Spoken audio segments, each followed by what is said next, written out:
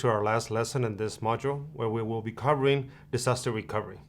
The objectives of this lesson are to identify common use cases for cyber recovery, develop a conceptual cyber recovery architecture, identify network requirements for protected workloads, identify requirements for installing Cyber Recovery Manager and vSphere Replication, familiarize yourself with VMC troubleshooting tools, and familiarize yourself with typical cyber recovery testing activities during a POC.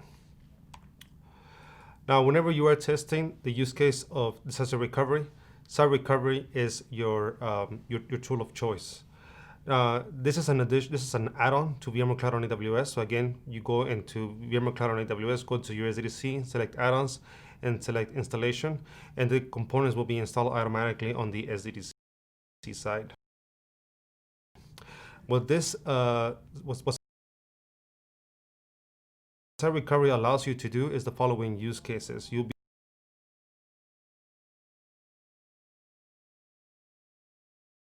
be able to do disaster recovery, disaster avoidance, and plan migration. Now, if you are familiar with Cyber Recovery Manager on premises, it's probably one of the oldest products that VMware has on its portfolio. You will have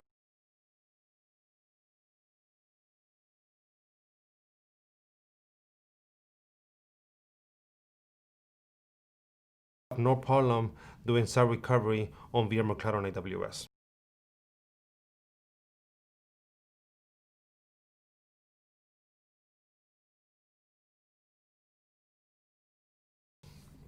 One thing that you have to identify as part of this POC is what type of architecture am I going to be testing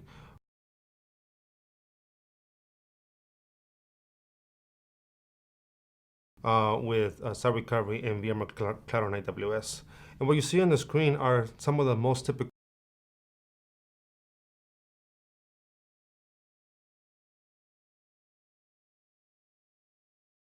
architectures that we see for deployments. Either you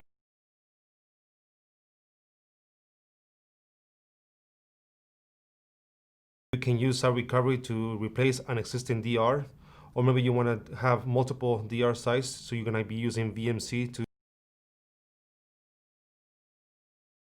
supplement your existing DR site, or maybe there's going to be a brand new DR site, or maybe you're going to be replacing an existing DR. The last box that you see is cloud-to-cloud DR.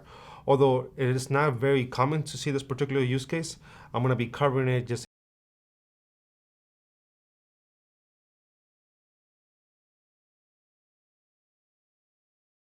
in case that you find it on the field. And this basically means that if the customer has finished migrating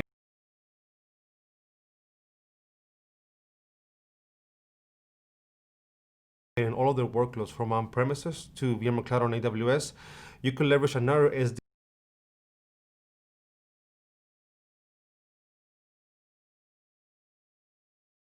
SDDC in another region within VMware Cloud on AWS and use that to protect your workloads from cloud to cloud. Another thing that you have to consider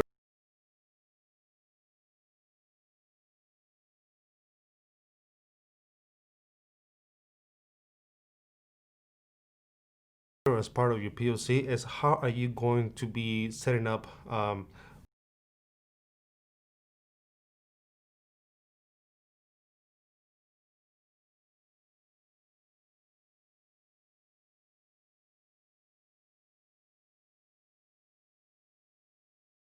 protection.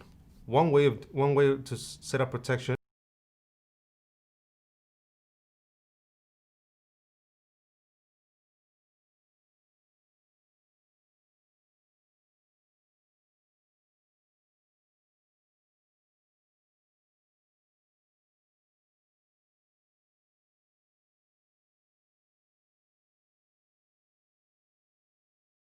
is you can have an active failover, meaning that you can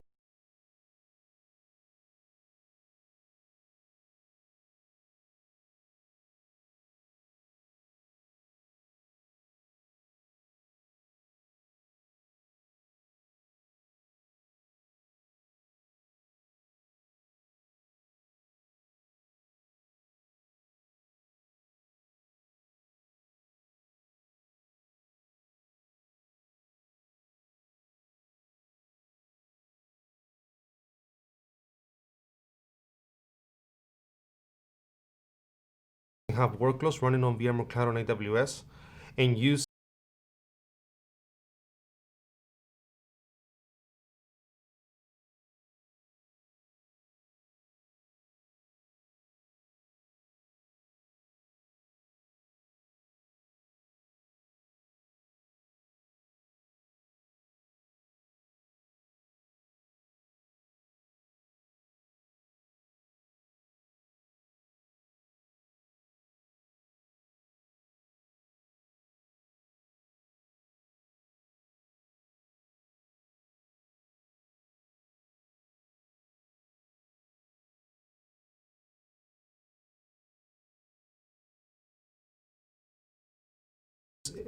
it at the same time to protect your workloads on premises.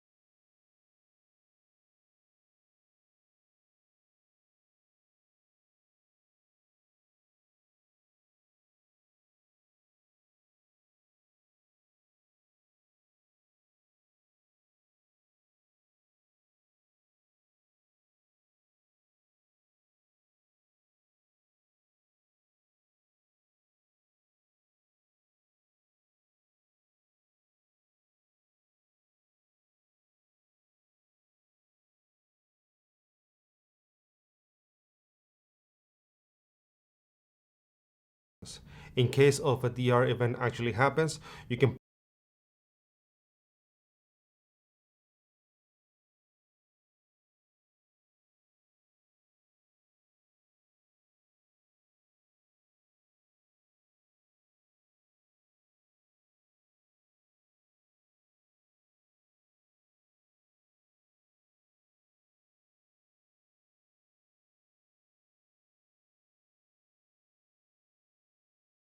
power off non-essential workloads on VMware Cloud on AWS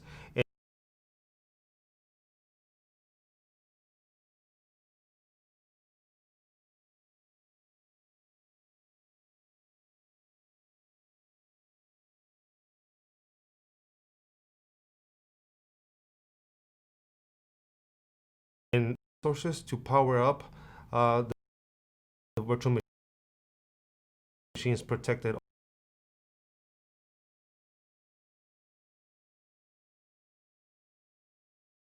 on VMC.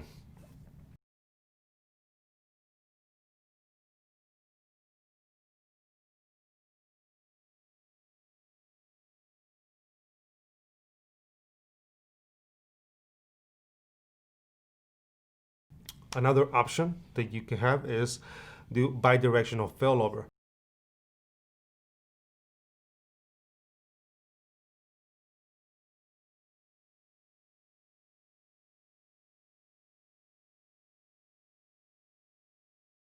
This means that you're using VMware Cloud on AWS to protect your workloads running on premises, and you're using your on-premises environment to protect your workloads running on VMware Cloud on AWS.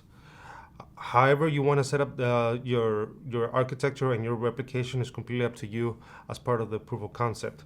However, one thing that you have to make sure is that you verify that your version of vSphere on premises is compatible for site recovery.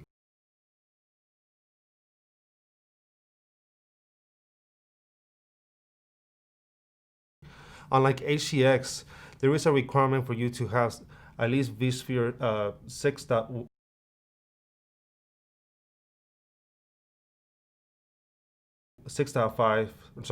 It is a requirement for you to at least have vSphere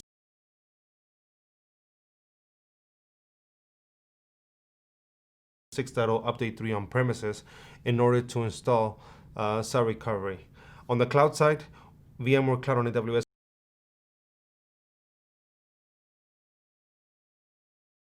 handles that installation. You will have to do the installation on the on-premises side. Once site recovery has been installed on premises, you will have to identify which workloads you want to protect and how you're going to protect them. Every time that you protect in virtual machines and thinking about failing over, you have to think about yourself, how am I going to be handling the network? We know that vSphere replication is replicating the virtual machines from on-premises to the cloud, but how am I going to access those applications or virtual machines once they have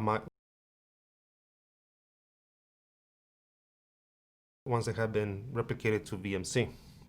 One way of doing this, you can have a layer 3 VPN, and in order to do this, you have to re-IP the virtual machines once they are migrated over into VMware Cloud on AWS. Things to consider is, do you have virtual machines available for you to test replication? Again, this is a POC. It is not a production rollout. So you want to make sure that you have available workloads to replicate and to test the failover, as well as available networks that you can extend without hindering production.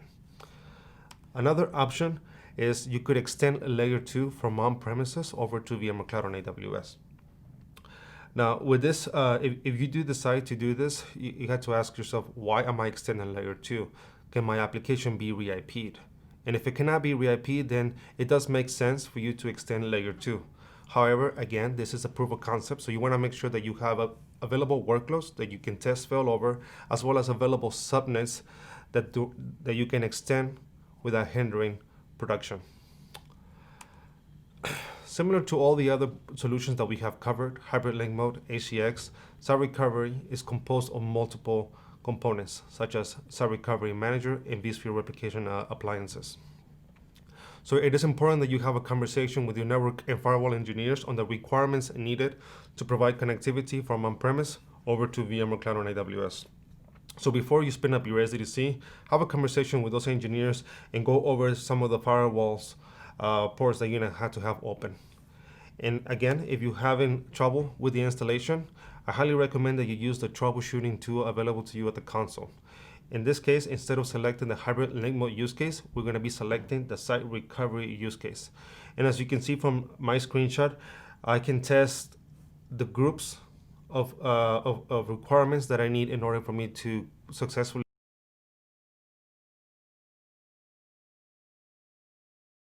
connect site recovery from VMware Cloud on AWS to my on-premises.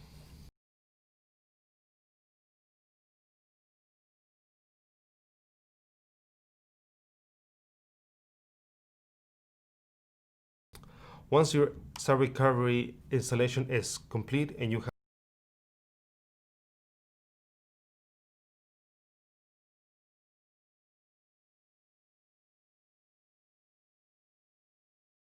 have successfully paired your SDDC from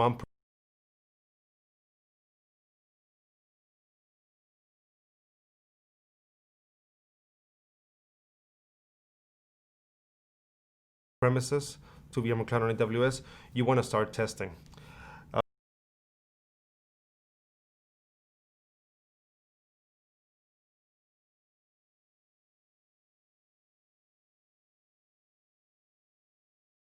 The following are some of the tests that you should consider performing, such as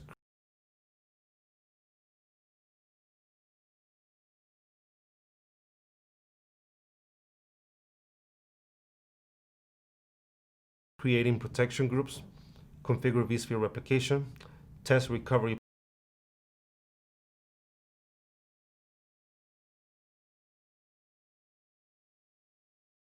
plans, test failover and failback, migrate workloads as part of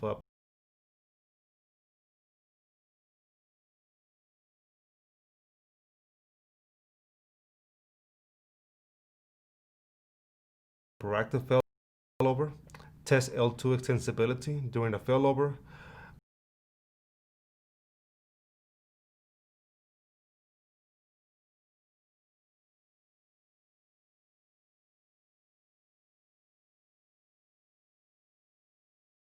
or test workload re-IP as part of a recovery plan.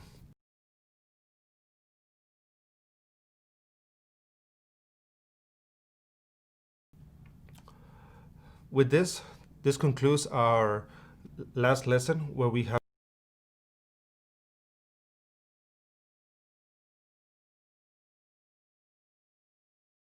covered the following objectives: identify common use cases for site recovery, develop a conceptual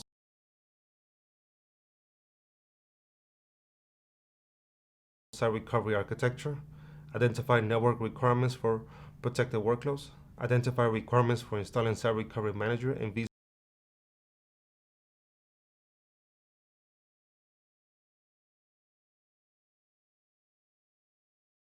replication, familiarize yourself with VMC troubleshooting tools, and familiarize yourself with typical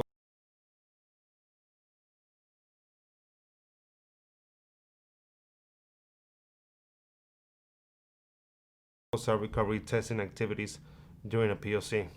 And with that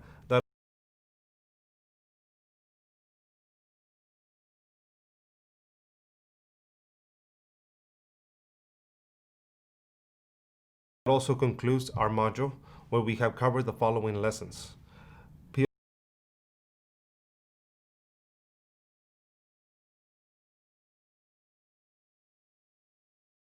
POC planning, SDDC deployment and connectivity, data center extension, cloud migrations, and finally, disaster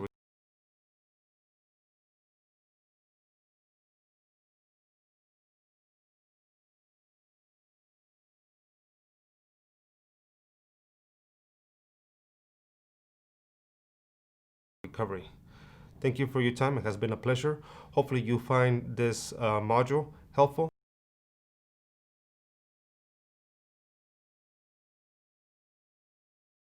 in your future POCs. Thank you.